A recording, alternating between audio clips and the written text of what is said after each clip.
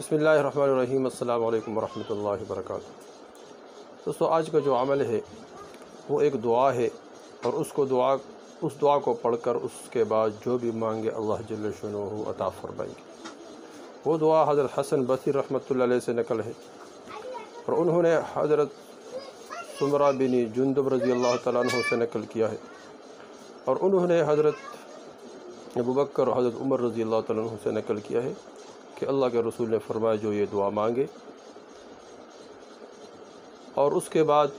یہ دعا پڑھے اور اس کے بعد جو مانگے اللہ جل شانہ عطا فرمائیں گے۔ دعا میں اللہ جل شانہ بہت طاقت اور قوت اللہ جل شانہ نے دعا میں رکھی ہے۔ دعاؤں کے ذریعے سے، اعمال کے ذریعے سے اللہ جل شانہ وہ کام کریں گے جو ناممکن ہے، ناممکن کو ممکن بنانے والی دعا۔ اور دعاؤں میں تو بہت طاقت ہے، بہت قوت ہے۔ صحابہ کرام رضی اللہ تعالیٰ عنہ نے دعا مانگی، صحابہ کرام رضی اللہ تعالیٰ عنہ کی دعاؤں کی وجہ سے اللہ جل شانہ نے آسمان سے بارشوں کو برسایا۔ اسی طرح ناممکن کام کو اللہ جل شانہ نے ممکن کر دیا۔ جس طرح حضرت خوات بن جبیر رضی اللہ تعالیٰ عنہ فرماتے کہ عمر رضی اللہ تعالیٰ عنہ کے زمانے میں بہت خشک سالی ہوئی، یعنی قحط پڑا، تو عمر رضی اللہ تعالیٰ عنہ لوگوں کو لے کر شہر سے باہر گئے، اور انہوں نے 2 رکعت نماز استسقاء پڑھائی اور اپنی چادر کے دونوں کناروں کو بدلا، یعنی دائیں کو بائیں اور بائیں کو دائیں کی طرف کیا۔ پھر اپنے دونوں ہاتھ ہلایا اور یہ دعا کی کہ اے اللہ،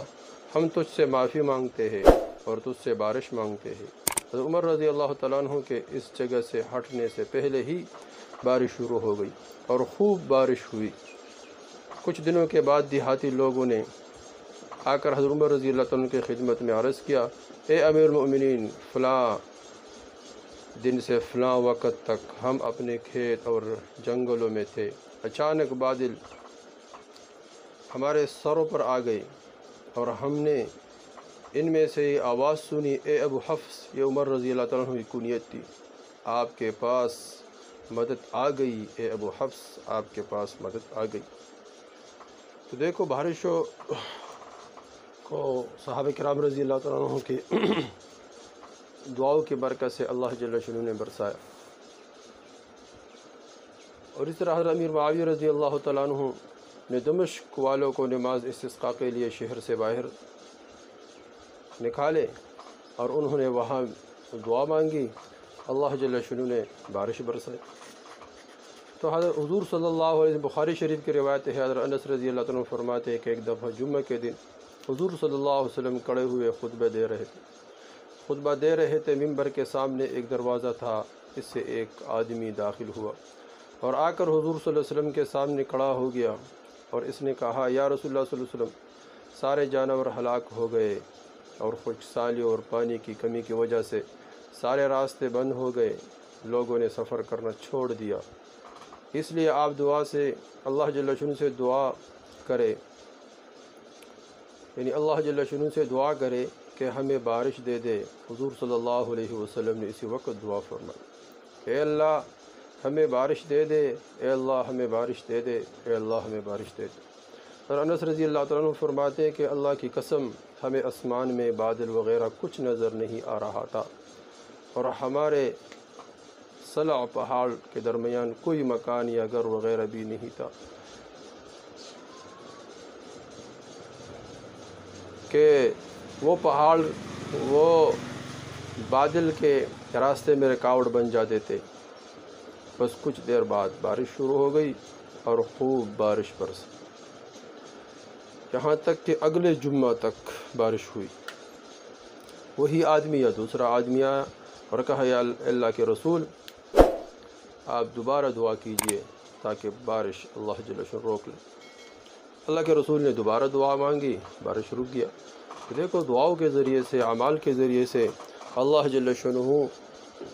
وہ تمام کے تمام کام فرمائیں گے جو تمام کائنات مل کر وہ کام نہ کر سکے۔ تو یہ دعا مانگے، فرمائے کہ جو یہ دعا مانگتا ہے جیسا آپ حضرات دیکھ رہے ہیں یہ دعا کہ اللہم انت خلقتنی وانت تہدنی وانت تطعمنی وانت تسقینی وانت تمیتنی وانت تحیینی، یہ دعا مانگے۔ اور اس دعا کے بعد یہ دعا ایک دفعہ صبح اور ایک دفعہ شام، ایک دفعہ صبح اور ایک دفعہ شام یہ دعا کرے، اور اس کے بعد اللہ جل شانہ سے جو بھی دعا مانگے اللہ جل شانہ وہ دعا قبول فرمائیں گے۔ جو بھی دعا مانگے، یہ دعا صبح اور شام، یا جو بھی کوئی مسئلہ ہو تو ایک دفعہ درود شریف پڑھے، اور بعض فرماتے ہیں کہ 11 مرتبہ درود شریف پڑھے اور 11 مرتبہ یہ دعا مانگے، اور آخر میں پھر 11 مرتبہ درود شریف پڑھے، پھر اس کے بعد دعا مانگے، یہ دعا مانگے، اور پھر اس دعا کے بعد جو ضرورت ہو وہ اللہ جل شانہ کے سامنے رکھ کے انشاءاللہ اللہ جل شانہ تمام ضروریات پورا فرمائیں گے۔ اس عمل کو یہ نسخہ نبوی ہے، کیونکہ یہ دعا کس سے منقول ہے؟ جس طرح میں نے عرض کیا ہے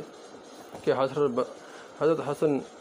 بصری رحمۃ اللہ فرماتے ہیں کہ سمرہ بن جندب رضی اللہ تعالیٰ عنہ نے فرمایا کہ میں تمہیں ایک ایسی حدیث نہ سناؤں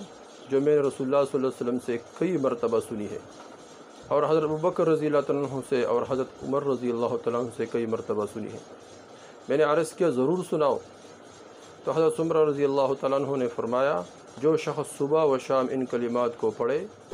تو اللہ جل شانہ سے جو مانگے گا اللہ جل شانہ ضرور اس کو عطا فرمائیں گے۔ ضرور صبح پڑھے اور شام پڑھے، تو صبح پڑھ کر اس کے بعد اپنے مطلب اللہ جل شانہ کے سامنے رکھے، شام اس دعا کو پڑھے، پھر اللہ جل شانہ کے سامنے اپنے مطلب کو رکھے، انشاءاللہ کچھ دن اس عمل کو کرے، اس کے برکت سے اللہ جل شانہ تمام ضروریات حاجات اپنے غیبی خزانوں سے پورے